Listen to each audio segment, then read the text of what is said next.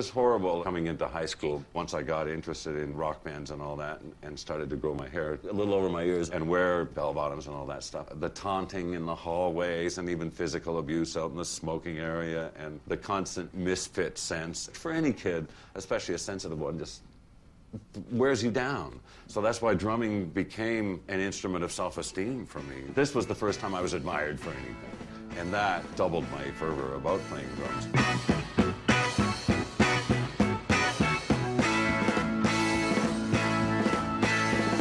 Fortunately, I was in a very serious band at the time called J.R. Flood. We practiced all weekdays, and then weekends we would be playing high schools around Ontario or the Knights of Columbus halls.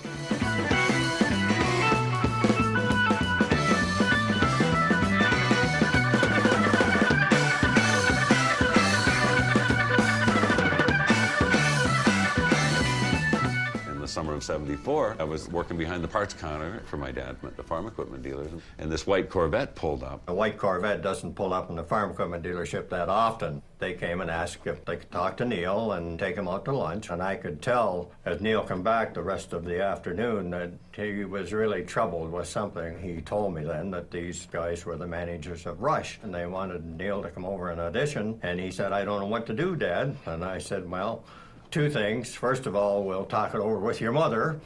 But secondly, as far as I'm concerned, this is your passion. This is all you have wanted all your life." And I said, "I guess there'll always be a parts department here, so I think you've got to go for it." So I borrowed my mom's Pinto, so perfect, and loaded my drums into that and drove up to Ajax. So this car pulls up with this kind of gangly guy with really kind of short hair.